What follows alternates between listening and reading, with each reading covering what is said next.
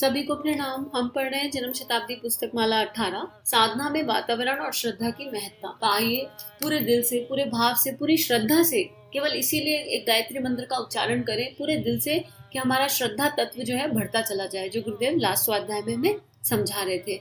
हमारी श्रद्धा समुन्नत हो। ओम भूर्भुवः स्वाहा तत्सवितुर्वरेण्यं भर्गो देवस्य धीमहि धियो यो नः प्रचोदयात्। आइए स्वाध्याय को आगे बढ़ाएंगे। पिछले स्वाध्याय में गुरुदेव ने श्रवण कुमार जी का एग्जाम्पल दिया था और बताया था कि कैसे मेरठ के पास की धरती के बराबर में जब वो गुजरे तो मैं नामक राक्षस के भाव के असर से श्रवण कुमार का मन बदल गया। ऐसे गुरुदेव हमें हर एग्जाम्पल के थ्रू वातावरण का महत्व बता रहे थे। और दूसरा इंपॉर्टेंट पैरामीटर था श्रद्धा, कि गंगा जी में अगर हम जा रहे हैं और हमें गंगा मैया के प्रति श्रद्धा नहीं है तो गंगा जी का पानी बिल्कुल ऐसे ही जैसे नहर, लेकिन जिसकी श्रद्धा है उसके लिए गंगा जन्मदात्री माँ के जैसे है और संपूर्ण परिवर्तन करने की शक्ति रखती है। आगे गुरुदेव लिख रहे हैं, वातावरण का कितना असर पड़ता है देखा है ना आपने। टिड्डा बरसात के दिनों में हरे रंग का होता है और गर्मी के दिनों में पीले रंग का हो जाता है। क्यों पीला हो जाता है? इसलिए हो जाता है कि चारों ओर सूखी हुई घास, फैला हुआ रेत दिखाई पड़ता है, उसको देखते देखते वह पीले रंग का हो जाता है, जबकि बरसात में चारों ओर हरा रंग छाया रहता है, अतः वह हरा हो जाता है। भट्टी के नजदीक आप बैठे हैं, भट्टी गर्म होती है तो उसके नजदीक बैठने वाला भी गर्म हो जाता है। बर्फ की छतरी में कभी आप घुसे हो तो उसमें ठंडक पड़ती रहती है और जो भी उसमें घुसता है वह ठंडा हो जाता है। आपको भी यही अनुभव होता होगा। यहाँ यह तो आपको अनुभव करना ही है, लेकिन एक बात और रह जाती है जिसके बिना यदि आप चाहें कि यहाँ के वातावरण का पूरा लाभ मिल जाए तो वह मिल नहीं सकेगा। इसके लिए श्रद्धा बहुत जरूरी है। श्रद्धा अगर आपके अंदर ना हो और आप केवल इसकी इमारत देखते हो, आश्रम देखते हो, कोई क्वार्टर देखते हो, कोई होटल या धर्मशाला देखते हो, तो फिर आपके लिए ठीक वही है जो आप देखते हैं। आपकी श्रद्धा अगर जमी तो वह तीर्थ गायत्री का है। हमने इसको तीर्थ बनाया, इसमें तीर्थों की जो भी विशेषताएं होती हैं वह सब विशेषताएं पैदा की। हमने इसमें कोई कमी नहीं छोड़ी है कि जो एक शानदार, श्रेष्ठ, समर्थ तीर्थ बनाने के लिए किसी स्थान के लिए प्रयत्न किए जाने चाहिए, वह सारे यहाँ प्रयत्न किए गए हैं। रामचंद्र जी ने 10 अश्वमेध यज्ञ किए थे, इसलिए दशाश्वमेध घाट तीर्थ हो गया। दुनिया में और भी बड़ी बड़ी बातें होती होंगी, बड़े बड़े स्थान होंगे, पर सब तीर्थ थोड़े ना हो जाएंगे। प्रकृति के सभी स्थान ऐसे ही थे, लेकिन जब कोई महान घटना घटित हो गई और कोई महान कार्य संपन्न हो गया तो वही स्थान तीर्थ बन गया। तीर्थ के लिए भूमि को संस्कारवान बनाना पड़ता है। प्राचीन काल में ऋषियों ने गुरुकुल बनाए थे, आश्रम एवं आरण्यक बनाए थे, जहाँ साधना के बड़े बड़े अनुष्ठान संपन्न होते थे। हम भी यही कर रहे हैं। यहाँ 24-24 लक्ष्य के कितने अनुष्ठान हो चुके आप जानते हैं ना। हर साल यहाँ नवरात्रि में 24 करोड़ का पुरुषचरण हो जाता है। हर दिन वहाँ 9 कुंडीय यज्ञ में हजारों आहुतियाँ दी जाती हैं। यहाँ अखंड दीपक जलता है। यहाँ हमारी और माता जी की नियमित रूप से कठोर तपश्चर्या अभी भी चलती रहती है। इसमें वातावरण बनता है तो हमारे गुरुदेव परोक्ष रूप से ही आते हैं। आपके अंदर श्रद्धा हो तो यहाँ गायत्री माता का प्रकाश और आलोक आप जिधर चाहे अनुभव कर सकते हैं। हमारे गुरुदेव की और हमारी प्राण चेतना यहाँ के कण कण में छाई रहती है। हमने आपसे कहा है कि यह अनुभव कीजिए कि आप यहाँ माता जी के गर्भ में निवास करते हैं।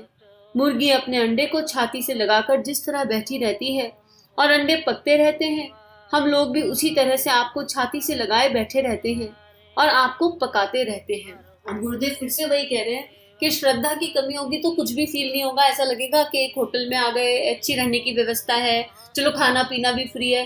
केवल संसारिक दृष्टि से, भौतिक इंद्रियों की दृष्टि से देखेंगे, खोखले उससे, और कुछ लोग तो प्रश्न भी लगाएंगे, इतनी बड़ी संस्था कैसे चल रही है, क्या हो रहा होगा, रुपया पैसा कहाँ से आता है।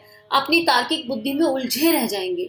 अगर श्रद्धा होगी, श्रद्धा की कमी होगी, लॉजिकल माइंड से अगर सोचेंगे, लेकिन अगर श्रद्धा पक्ष होगा और हम ये मान लेंगे कि हम अपने गुरु के घोंसले में आए हैं, हम वंदे माता जी के गर्भ में आए हैं, तो फिर आपको आनंद ही आनंद है। आपको यकीन ना हो ना तो आप थोड़े दिन शांति कुंज दर्शन का ध्यान करके देख लीजिए। मुझे श्रद्धा है, मेरा संपूर्ण विश्वास है उस गुरु शक्ति पर कि आपको परिवर्तन फील होने लगेगा। अगर आपने 40 दिन लगातार शांति कुंज दर्शन का ध्यान कर लिया ना तो आपको शांति कुंज की महत्ता समझ में आ जाएगी। और ये श्रद्धा है, मैं बिल्कुल अपने गुरु पर विश्वास करके कह सकती हूँ कि अंतरात्मा को फील होने लगेंगी रेडिएशन। आप करके देख लीजिए, चैनल पर है शांति कुंज दर्शन का ध्यान, क्योंकि गुरुदेव ने शांति कुंज को अपने अपने भाव से सींचा है, अपने तप से सींचा है, अपने कठोर परिश्रम से सींचा है। गुरुदेव ने क्या क्या नहीं किया शांति कुंज की धरती के लिए, शांति कुंज की स्थापना के लिए, और अपना पूरा जीवन माता जी और गुरुदेव ने निछावर कर दिया। और अगर हम उनके इस प्राण को अगर जी ना पाए तो ये कहीं हम में ही कमी है, रिसीवर में कमी है, गिवर में तो कोई कमी नहीं है। ऊपर से तो अनवरत अनुदान और प्रेम बरस रहा है। अब हम अपनी रिसीविंग को चेक कर लें कि हमारी रिसीविंग ठीक है या नहीं है।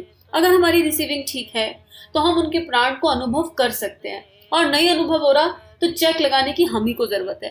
तो आगे गुरुदेव बता रहे हैं कि यहाँ पर अखंड दीप है, और ये सारी बातें गुरुदेव ने जन्म शताब्दी 15 में बहुत सुंदर तरीके से समझाई हैं और लिखी हैं। वहां पर माता जी का तप है। हर नवरात्रि आज भी अखंड दीपक के सामने तो नॉन स्टॉप यज्ञ चलता है, पर नवरात्रि में हर महीने 9 दिन के अनुष्ठान 3-3 स्लॉट्स में होते हैं, और कोई भी ऐसा समय नहीं है। शांति कुंज में जो लोग रहते हैं वही जप करके उसकी ऊर्जा को ऊपर उठाने के लिए पर्याप्त है, और बाहर से कितने लोग आते हैं, कब आते हैं, इसका हमको कोई अंदाजा भी नहीं है। तो अब ये अनुभूति तक की बात हो गई, अनुभूति के स्तर वाली बात है। तो एक बार जीवन काल में वहां जाइए, वहां 2-3 दिन रुकिए और रुककर अनुभव कीजिए कि क्या चेतना में घटित हो रहा है। अब आगे गुरुदेव लिख रहे हैं, अगर आपने अपनी श्रद्धा का परित्याग कर दिया तो इस वातावरण में आपको कोई लाभ नहीं मिलेगा। जैसे दूसरे लोग भी यहाँ आते हैं, कोई चोर उचक्के उठाई गिरे भी आते होंगे, कोई मेहनत मजदूरी करने वाले भी आते होंगे, स्कूटर वाले, मोटर ड्राइवर वाले भी आते होंगे, बीड़ी पीते रहते, खाली हाथ चले जाते। कारण उनके लिए शास्त्र का, श्रद्धा का कोई महत्व नहीं। श्रद्धा के अभाव में भारी चीजें कोई ज्यादा लाभ नहीं दे सकती। तो अब गुरुदेव खुद भी लिख रहे हैं कि भाई आते होंगे बहुत से लोग, श्रद्धा कम है तो देने वाला देगा कैसे? जब पात्रता ही नहीं है तो मिलेगा कैसे? श्रद्धा से पात्रता विकसित होती है। आप सोचो ना, जब छोटा बच्चा होता है तो क्या हम उसके अगर मार्केट भेजना है तो क्या आप एक 5 साल के बच्चे को 100 रुपए का नोट देके मार्केट भेज दोगे? नहीं भेजोगे। लेकिन जब बच्चा 10-12 साल का हो जाएगा तो उसे भेज दोगे, क्योंकि आपका विश्वास है, आपकी श्रद्धा है अब कि ये बच्चा अब ये काम कर पाएगा। 5 साल के बच्चे पे श्रद्धा नहीं है, और आपकी श्रद्धा उस बच्चे में कॉन्फिडेंस ले आती है। तो सीधी सीधी बात है, श्रद्धा का सिंपल है, अगर हमारे अंदर श्रद्धा है तो हमारी श्रद्धा जितनी गहरी होगी उतने अनुदान वरदान, उतना ही प्रेम हम अनुभव कर सकेंगे, क्योंकि वो श्रद्धा एक तरह का मैग्नेटिक फोर्स है। आप कहीं पर भी श्रद्धा टिका दो, अगर, और श्रद्धा केवल भगवान के प्रति हो ऐसा नहीं होता। अगर आप किसी से बहुत प्रेम करते हो ना, किसी दोस्त पे आपको बहुत श्रद्धा है कि मुझे कभी धोखा नहीं दे सकते, हमेशा हमारे साथ बने रहेंगे, किसी भी मित्र पे आपको श्रद्धा हो, तो आपको कोई भी उलझन होगी आपको वही याद आएगा और अचानक से उस मित्र का कॉल आ जाएगा। श्रद्धा एक तरह का मैग्नेटिक फोर्स है, इतना स्ट्रॉन्ग मैग्नेटिक फोर्स है कि वाइब्रेशन से, एनवायरमेंट से वही चीज खींच लेती है जो हम ढूंढ रहे होते हैं उस श्रद्धा के आधार पर। अब गुरुदेव आगे लिख रहे हैं, आपको आज मैं भाव श्रद्धा के ऊपर बहुत जोर देना चाहता हूँ। अगर आप यहाँ से लाभ उठाना चाहते हो तो आप श्रद्धा मत छोड़ना। श्रद्धा को जागृत जीवंत कर लिया तो आप यहाँ के कण कण से अमृत बरसता हुआ और आलोक उछलता हुआ उभरता हुआ देखेंगे। अगर श्रद्धा है तो, नहीं है तो फिर सब कुछ मिट्टी और दूसरी इमारतें जैसी होती हैं वैसी ही दिखेंगी। मीरा को एक पत्थर का टुकड़ा दे दिया था। उस पत्थर के टुकड़े को लेकर मीरा ने यह मान लिया था कि ये हमारे पति हैं और ये भगवान है। उनकी श्रद्धा ने उस पत्थर को साक्षात भगवान बना दिया। उस गिरधर गोपाल ने मीरा को भेजा गया जहर का प्याला पी लिया और मीरा बचे हुए पानी को पीकर के जो की त्यों बनी रही। सांप का पिटारा आया तो गिरधर गोपाल सांपों से खेल रहे थे। मीरा ने आखिर में पिटारे को बंद कर दिया। मीरा को किसी ने नहीं काटा और ना कोई नुकसान हुआ। यह कैसे हो गया? गिरधर गोपाल के कारण। गिरधर गोपाल कौन? पत्थर का टुकड़ा? नहीं, मीरा की श्रद्धा आसक्ति प्रगाढ़ भावना के मिल जाने से ही पत्थर गिरधर गोपाल बन सके। अब वही पत्थर जहां का तहां पड़ा हुआ है, आप जाकर देख सकते हैं। उसमें कोई चमत्कार नहीं है। पत्थरों में क्या चमत्कार हो सकता था और क्या होगा? श्रद्धा ही है जो पत्थर को भी भगवान बना सकती है। एकलव्य की बात आपने सुनी है ना? वह भील का एक लड़का जिसने मिट्टी के द्रोणाचार्य बना दिए थे, और मिट्टी के वह द्रोणाचार्य इतने समर्थ हुए जो कौरवों और पांडवों को बाण विद्या असली द्रोणाचार्य ने सिखाई थी, उससे कहीं ज्यादा एकलव्य को आ गई। अभी एग्जाम्पल देख लो आप, कितने सुंदर एग्जाम्पल है। अभी मीरा माँ का एग्जाम्पल आया था, अभी गुरुदेव ने वही लिख दिया। कुछ हमारी जो श्रद्धा अंदर होती है ना, वही सामने से मैग्नेटिक फोर्स की तरह आती है। अब द्रोणाचार्य के लिए तो देख लो, द्रोणाचार्य ने तो साफ साफ एकलव्य को कह दिया था मैं आपको नहीं सिखाऊंगा, लेकिन फिर भी वो श्रद्धा इतना मैग्नेटिक फोर्स की जैसे काम की कि द्रोणाचार्य ने ही सिखाया, उन्हीं के ऊर्जा शरीर ने एकलव्य को सब कुछ सिखाया। स्थूल में भले ही उन्होंने मना कर दिया, मैनिफेस्टेशन नहीं हो पाया, लेकिन सूक्ष्म से सब कुछ मैनिफेस्ट हो गया। जो एकलव्य ने चाहा वो सब हो गया, क्योंकि एकलव्य की श्रद्धा थी कि मेरे गुरु तो बस द्रोणाचार्य हैं, मुझे तो उन्हीं से मिलेगा जो मिलेगा। ऐसे ही ठाकुर रामकृष्ण परमहंस और माँ काली का संबंध है, श्रद्धा के आधार का संबंध है सारा। आगे गुरुदेव, चलिए आगे का कल पढ़ेंगे, आज के लिए इतना ही। बस एक ही प्रार्थना है गुरुदेव से कि जिस श्रद्धा की बात गुरुदेव कर रहे हैं, ये श्रद्धा अगर जाग जाए ना तो हृदय को इतना द्रवित, इतना आनंदित, इतना करुणा में बना देती है कि आंखें छलके बिना नहीं रह सकती। श्रद्धा का जो एक सूत्र है, श्रद्धा का एक सूत्र है कि आंखें अकारण छलक आएंगी, याद में, प्रेम में, प्रभु के स्मरण में आंखें छलक जाएंगी। हृदय इतना भारी लेकिन आनंदित हो जाएगा कि उस अनुभव को शब्दों में बयान नहीं कर सकते। तो आज परम पूज्य गुरुदेव वंदे माता जी से, गुरु शक्ति से, समस्त देव मंडल, ऋषि मंडल से एक ही प्रार्थना है कि हम सबके भीतर वो श्रद्धा पक्ष जागृत हो जाए, वो श्रद्धा जागृत हो जाए। इतनी कृपा करना प्रभु कि हम सब श्रद्धा में होकर जीवन जिए और हमारा जीवन गुरु में हो जाए। सभी की यात्रा गुरु शक्ति के सूक्ष्म सानिध्य में मंगलमय है। सभी को प्रणाम।